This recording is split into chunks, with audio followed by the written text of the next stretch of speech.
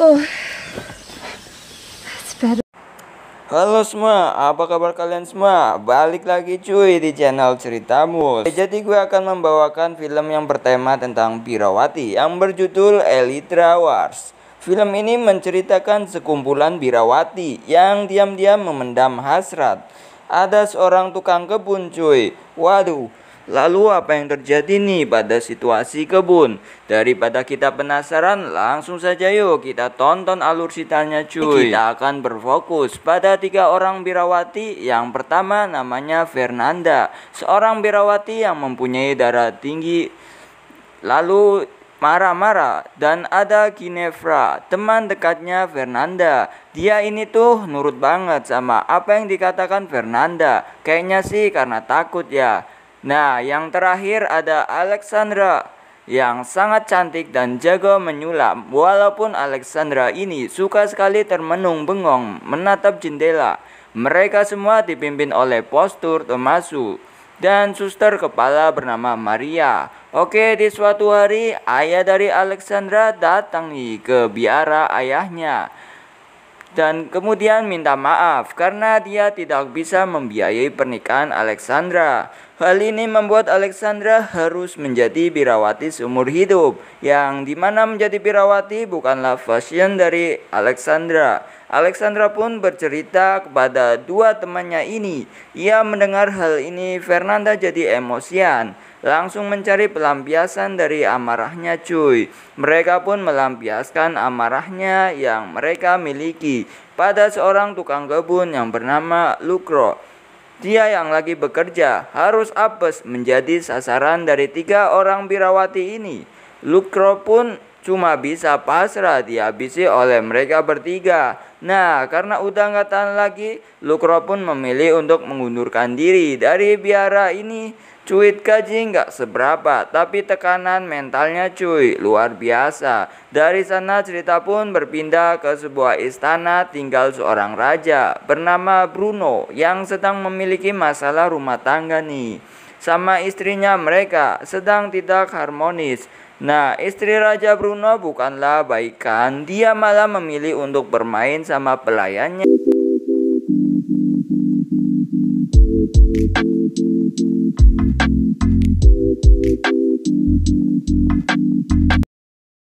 Sambil memegang jantung mereka. Karena kalau mereka baru bercocok tanam, jantung ini pasti berdetak lebih kencang cuy. Nah, karena ruangan sangat gelap ya, Raja Bruno pun menandai pelayannya ini dengan memotong rambutnya sehingga dicocokkan hari biasa. Dia tahu siapa pelaku sebenarnya. Tapi Masetto sangat cerdik. Setelah raja pergi, dia potong juga rambut teman-temannya yang lain sehingga keesokan paginya Raja Bruno kebingungan karena semua rambut pelayannya terpotong cuy. Dan semuanya pun selamat dari hukuman dari raja. Istri Raja Bruno memang sangat bergairah. Udah tahu suaminya lagi mengincar pelakunya nih. Dia malah dengan tanpa basa-basi nih mengajak Masetto untuk bercocok tanam di halaman belakang. Masih ataupun berusaha menolak.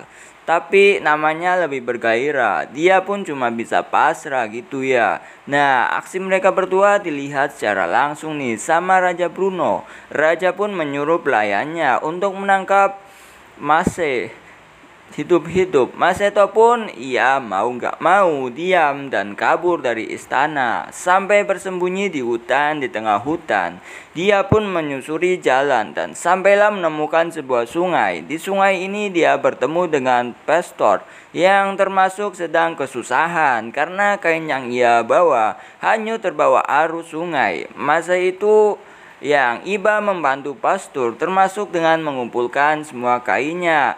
Pastur pun sangat berterima kasih kepada Mase. Nah, lalu dia akan memberikan apapun yang ia inginkan. Nah, kebetulan banget Mase itu tidak punya rumah dan bekerja dan makanya masih 20 umurnya dan dibawalah ke dalam biara. Masa itu diberi makanan yang sangat enak, dilanjutkan dengan mabuk-mabukan. Malam ini pun ditutup dengan pengakuan dosa yang masa itu lakukan. Masa itu mengakui dosa yang pernah ia lakukan, yaitu bercocok tanam dengan istri orang dengan berbagai gaya. Sungguh malam yang sangat sempurna ya cuy. Di keesokan harinya, Mase ataupun diperkenalkan pada Suster Maria. Nah, supaya aman, Mase pun diwajibkan berpura-pura bisu dan tuli supaya dia bisa diterima nih oleh Suster Maria. Di sini, Mase itu dipekerjakan sebagai tukang kebun yang baru menggantikan posisi Lukro yang kabur karena dihabisi 3 orang birawati itu cuy. Kasihan kan? Nah, pada hari pertama Masa itu sebagai tukang kebun dimulai dengan langsung jatuh hati pada pandangan pertama. Sementara itu Masa itu lagi membetulkan atap. Tersenyum pada Alexandra membuat Fernanda juga jadi emosi. Fernanda kira kalau masih tunai seorang penyusup. Fernanda pun langsung menyerang Mase dan berniat memenggal kepalanya cuy. Untung aja Alexandra dengan cepat memanggil Suster Maria, menjelaskan kalau Mase itu tukang kebun baru, yang Mase itu seorang yang tuli dan juga bisu. Singkat cerita, Suster Maria minta Alexandra untuk menghasilkan kain sulam 2 kali dan lebih baik dan lebih banyak dari biasanya. Alexandra pun jadi merasa dimanfaatkan sama Suster Maria. Dia dengan sengaja mematahkan alat sulapnya, berlari kepada Mase itu untuk memperbaiki alatnya. Walaupun tahu kalau Mase itu juga bisu, tapi Alexandra melampiaskan kekesalannya kepada semua orang dari sini. Seharusnya dia sudah pergi dari biara ini dan menikah dengan pujaan hatinya. Di malam harinya seperti biasa, Pastor Tomasu mabuk-mabukan bersama Maseto. Di sini masih ada 7 orang. Nah, karena Birawati memperlakukannya dengan sangat lemah lembut cuy. Pastor Tomaso pun heran dan memperingatkan Maseto untuk berhati-hati karena Birawati suka sekali bermain kasar dan sangat barbar. Di sisi lain, Fernanda diam-diam mencuri alkohol miliknya. Pastor Thomas dan dia pun membawa semuanya untuk dinikmati bersama-sama. Mereka bertiga ditambah anggota baru dari luar yaitu Martha bersama-sama nih menikmati alkohol hasil curiannya ini. Martha bertanya kepada Birawati lainnya, apakah mereka pernah dipegang oleh para lelaki yang tentu mereka belum pernah sama sekali disentuh oleh laki-laki tersebut, dan memberitahu kalau bercocok tanam dengan laki-laki adalah hal yang sangat nikmat. 3 cerita Alexandra pun tertidur. Nah, Martha, Fernanda, Givera malah saling membuka baju. Setelah terlihat aset negaranya, Fernanda pun melakukan gerakan gesek-menggesek bersama Ginevra. Di keesokan pagi harinya, Alexandra pun terngiang-ngiang nih perkataannya Martha. Kebetulan dia bertemu dengan Maseto yang sedang bekerja di kebun. Tanpa ragu, Alexandra pun langsung memaksa Maseto untuk bercocok tanam di pagi harinya yang sangat cerah ini cuy. Nah, Mas Seati pun ya mau nggak bisa nolak gitu ya. Tapi aksi mereka harus berhenti oleh lonceng yang menandakan waktunya berdoa. Alexandra dan para birawati lainnya berkumpul untuk memanjakan doa. Tapi Fernanda justru malah fokus pada kukunya Alexandra yang sangat kotor.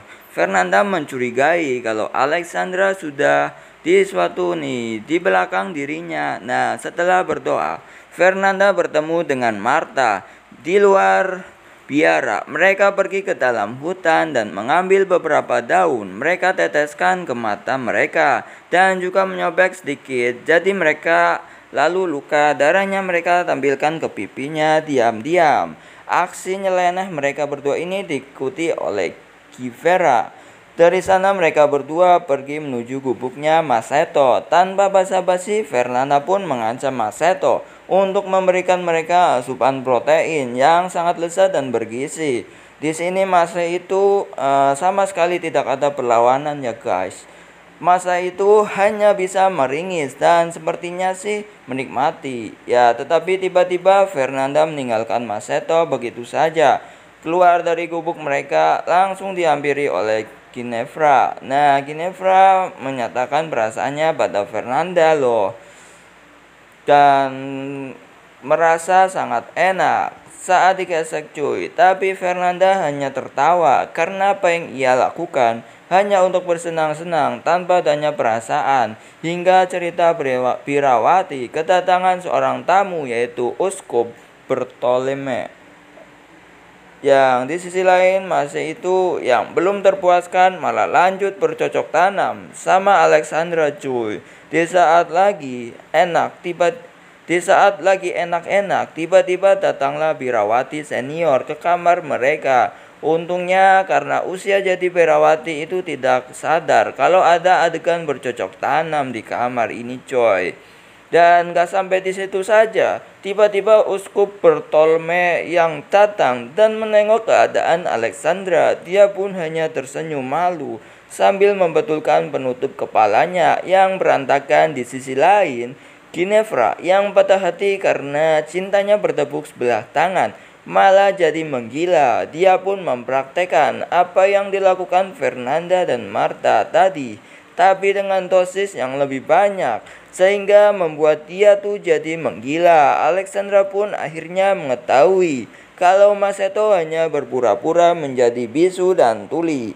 Dia pun memaksa Mas Seto untuk menjelaskan kebohongannya ini. Tiba-tiba datanglah Ginevra dan langsung memaksa Mas Seto untuk bercocok tanam bersama dirinya.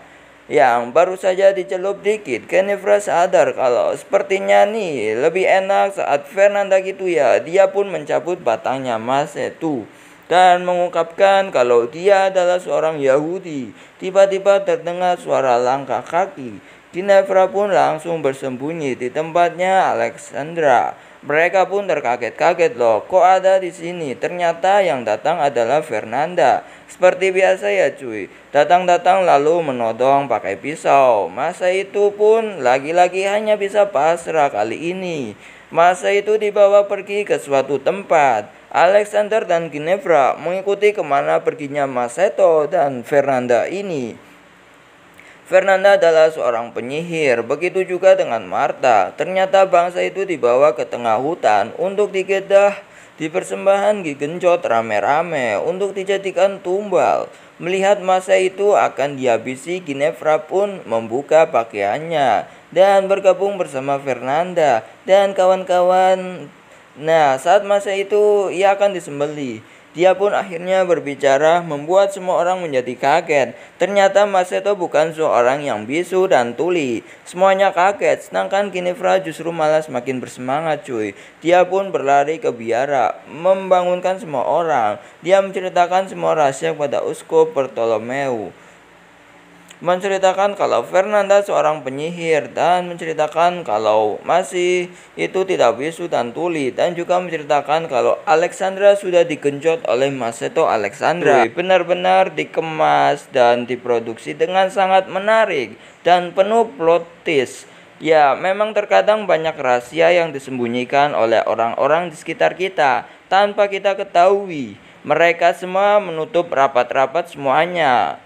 Dan itu juga adalah tukang kebun paling beruntung. Bukan satu, bukan dua, tapi 3 Birawati yang wajib dicangkul dan ia rawat. Sekian alur cerita film kali ini. Terima kasih yang sudah menonton dan jangan lupa like dan subscribe-nya. Bye. Sampai jumpa di video berikutnya.